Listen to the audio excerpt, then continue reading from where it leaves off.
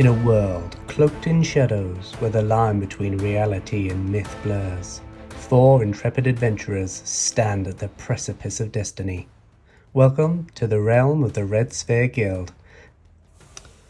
Welcome to the wrap-up session of the Sphere of the Red Guild, or the Red Sphere Guild, I should probably say. This is just an end session as such. We've already gone through the entire story in regards to exactly what happens, how they collect the spheres, and then also actually what happens afterwards to some extent. And it's kind of this area that I want to focus on first. I mentioned in the questions and answer video that I did, there were a few questions that were unanswered. The first one essentially is what happens next? What's the future plan here? And that's probably the biggest one that I want to assess first. So obviously we've gone through all the separate characters that are physically in this book, both the sub characters, the likes of Marina and Arthur, but then also the main character as well. However, there is probably two big things to say. The first thing is I don't intend to take this campaign on anymore. Whilst it has somewhat ended abruptly, they did close the sphere and essentially it's another 666 years before the evil then comes. There's nothing left really in this campaign. That said, I do have future plans for the specific characters that are in this campaign, and so that's probably the next thing that we need to talk about. I'm going to throw up a picture of the map just here, just so you can see in more detail. This one's a bit iffy. Essentially, I'm going to highlight the different areas that the different characters are in within this story, and it's probably worth noting first in regards to the different characters and where they are. They have all split up now. So Marina is in the capital at the moment. She's just taken over from her the mayor that was in Gamley, and essentially this story has ended. I don't really intend to take Marina any further. Whilst there is a relationship with different instances of an alliance going on that may form some type of future campaign, but it's not something that I'm directly analysing in this campaign, or nothing that I'm directly dealing with in this campaign. The next character that's probably worth noting is Urthel. So Urthel is right at the top here. He is specifically the owner of the Dwarven Empire as it was. It did collapse, and so it's essentially being built up from scratch now. As a result, I really wanted to push through the idea that this could be a really good campaign. So there's a particular game called Dwarf Mine. Now this is somewhat similar to the idea of Thor Against Darkness. It's essentially a build of a mine of dwarves, obviously, and one of the particular characters within this is a king, and there's some certain advantages that come from that. And I thought it would be a really interesting idea in order to essentially bring that campaign into play with this one. So Arthur, the king, then essentially takes his empire and he starts building it from the ground up from that point. So I think that's a really good idea in regards to where to go next. If you are interested in that, I'm more than happy to video that one. It's essentially a fairly simple campaign. I put this is actually the title page of the book on the left hand side. It's really quite cheap. It's a really quite quick, fun campaign. It kind of essentially makes a map similar to the likes of Thor Against Darkness as well, so it's a nice mix. So I quite like the idea of that one. And the next series of characters that I may take further is Ashwin. So Ashwin is our main character as such. He is a spearman. He's the one that came from the desert islands. I'm just going to circle all of the desert islands here. It's non-specific in regards to exactly where he comes from. And then Aethys as well. Aethys is a snake man. He used to be the owner of the Yellow Sphere Guild, but as part of the end of the campaign, he handed that over back to back to Ashwin. And so I may take that one further. As of right now, I am not specifically planning to take it any further. However, I am aware that there's a future campaign coming out. I've used some of the tiles before, actually, in a previous I'm going to call it a dungeon, but it's actually more of like a city within the campaign back when they were in the desert area. Whenever that comes out, hopefully that comes out fairly quickly. I don't really know in regards to sort of the delivery dates of any of the Thor Against Darkness campaigns, but whenever that does come out, I think it'll be quite interesting in order to play that campaign and see exactly what happens in regards to Ashwin and Aetheth and somehow bring those in. Obviously they are level 20 now, and we are right at the end of the capability of the different books. So if we do need to play that campaign, I think it might make sense to possibly use Aetheth as the main character there because he's lower level, or possibly just artificially lower the level of all of the main characters within there. So instead of being level 20, there's something like level 10 or something like that. Just bring it down to an acceptable level. After that, we then have 3 other main characters. So the main other characters are Yuki. Yuki is the person who wrote this book in the first place, and essentially you're hearing from Yuki as we go through. So on the Isles of Samora, this is a campaign specifically. I'm just going to highlight the area rather than give you the specific map. But she decides to take up a tachar, as I call it, which is essentially tea plantation, and she's looking for a bit of a long-term relax from the world of adventuring. Now there is a campaign, a fan campaign for Ironsworn.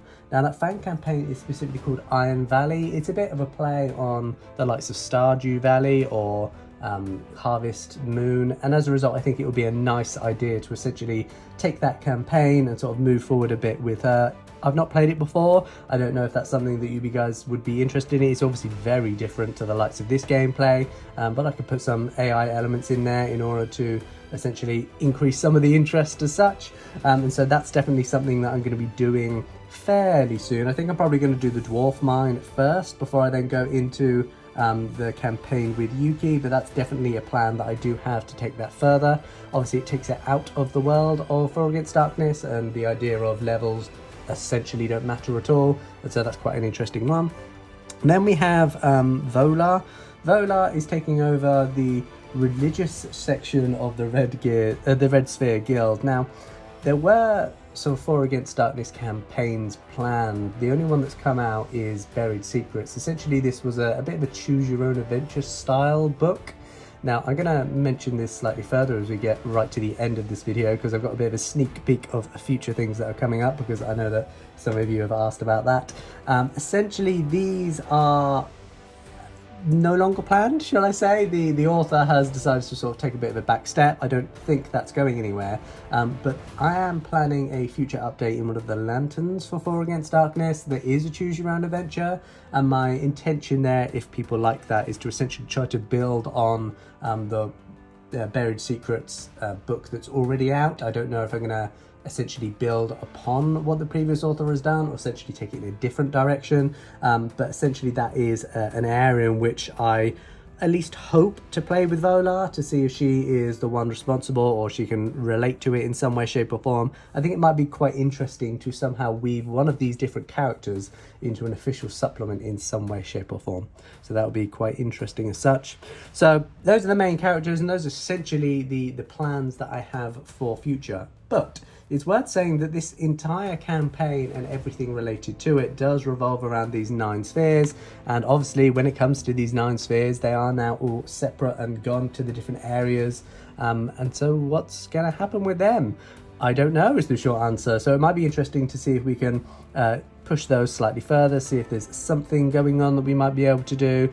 It's definitely worth looking into, I would say, just to see if there's an idea there. I don't know what form that's going to take, and it might sit with me for a while, but essentially that's something that I'm intending to do in the future, some way, shape or form. I'm not exactly sure how, when, or even why, but it's definitely something that I think that I might look into. Obviously, whilst this campaign does end and there's nothing more as such to carry this on, I think it's quite interesting to move the story on essentially without directly involving these characters, just to keep some type of visual interest going on, maybe sort of hark back to these as time goes on, which I think would be quite good.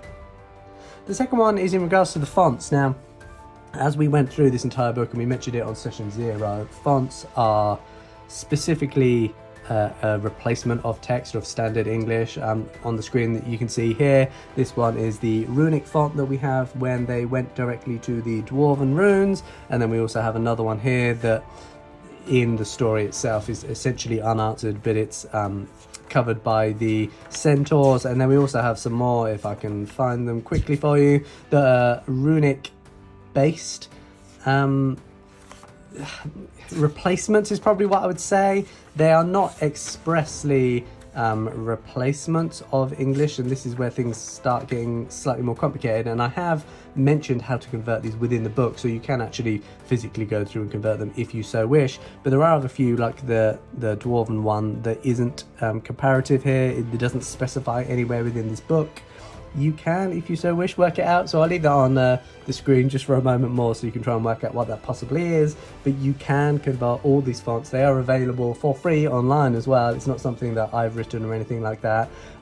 If I can, I will try and put the links in the notes for the video below, and hopefully you'll be able to see them and use them in your own campaigns if you so wish.